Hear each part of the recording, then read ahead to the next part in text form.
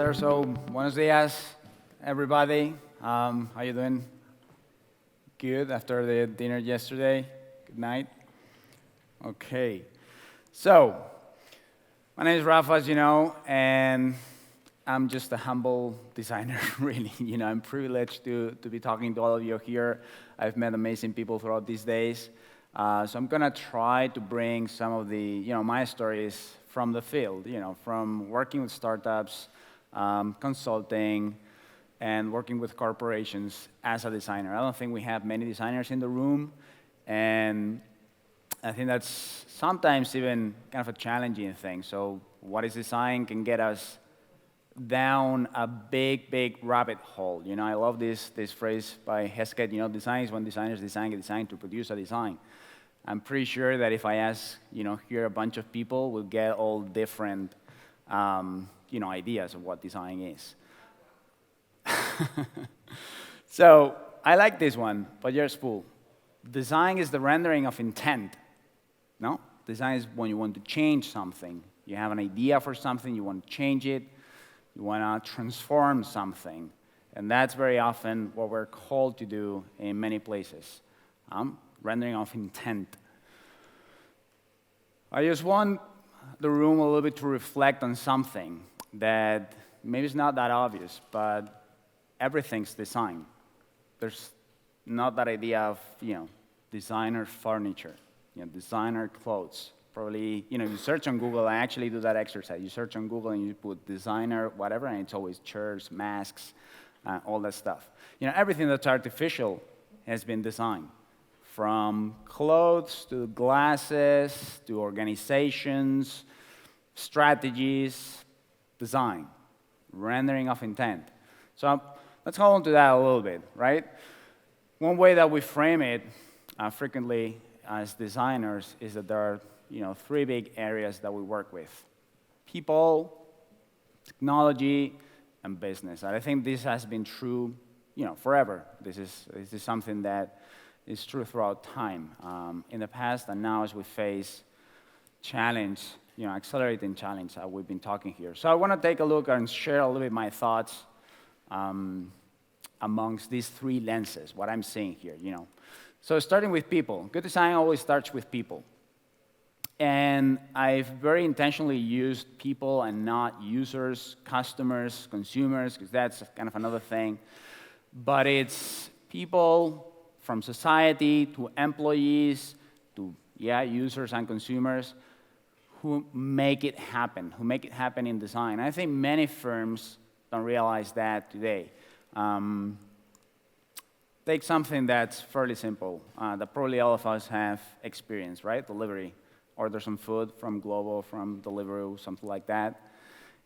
In reality, this is just kind of a 3-second interaction, 5 seconds interaction. That's when the value of the service manifests, and that's a little bit what you're paying for, just 4 seconds there. But to make this happen, there's a massive system of complexity with people, your riders, your restaurants, definitely the people in the company, your employees, customer support, and all these people also relating with machines, like Alpo was saying. So all the systems that make this happen. This is a very complex environment.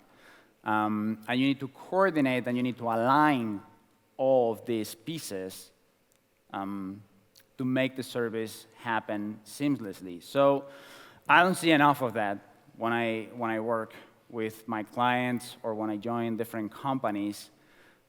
Yeah, we're now in an era where everybody's talking about the customer. I'm glad of that. I'm not going to complain. But there are many people that make it happen. And I think we've been talking a little bit about that through yesterday, with the talent and with all the the people in the organizations that make that happen, right? Now, again, we're talking how these people relate to technology. And another thing that I'm seeing a lot in my work with different companies is that there's still this linear mentality when you approach things. If you take that system, the big systemic conjunction of pieces that make a service work together, and you think about it linearly, and you think about everything that needs to be aligned for that to happen seamlessly, and you think it linearly, you'll get many, SX in the organization saying, okay, what's the difference between, just a small change here and there, What's the difference if we don't have it right? What's the difference if customer service is not fine-tuned, or if this piece of the organization is not fine-tuned? So what's the difference? It's the little exercise for you. So over a year, you think linearly, it's sort of, there isn't that much of a difference, right? Kind of in classic service deliveries. But if you think exponentially, same difference, think again, that slight difference on that complexity, on that service, digital operations. What's the difference for that? Massive, right? Massive difference. Same little pieces here, complete difference. And this is why lots of people in digital, all these clients asking for digital transformation, we can't catch up. We can't catch up. I think often they're not thinking in this way. People within the organization are not thinking in this way. So that's another piece that I wanted to bring to the table, right? And this is what happens when you're not thinking exponentially, This is Netflix. This is a streaming, and that's, Blockbuster, late, kind of jumping late, still kind of following the script. I'm still going to do it, but it's too late. That's Windows Mobile after iPhone, no? I see it coming, but it's too late. Still I'm going to go through the motions, but I'm going to fail, right? So, kind of bringing these two things together. People thinking about people holistically, everybody that puts, participates in making the service happen, and thinking exponentially about the enabling technology that there is. The other pattern that I see with businesses, organizations, is that they often don't realize that the original service, even if you get it all right, delivery, let's say, for example, is just the gateway to the real bigger business.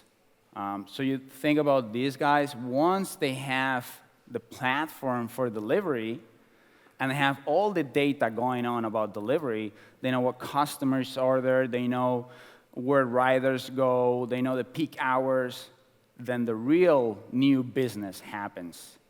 That's the gateway. Now they have a greased, well-oiled logistics platform. They can, deliver anything.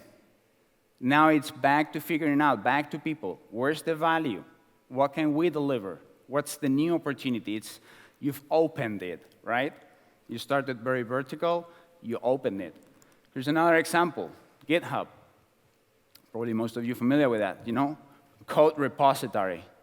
Started somewhat vertical, put your code here, we're going to go with collaboration, etc. But they're now sitting on millions of lines of code.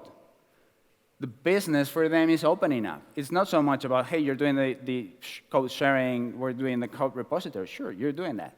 But now we have all that data. I can write, this is real stuff that they're putting out. I can scan all those millions of lines of code and give back AI-driven recommendations for coders based on all that information that you're giving to me, right? Different business. You've just opened it up with that.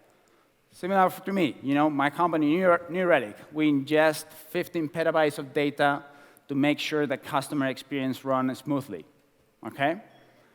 You start with that. Hey, give me your data.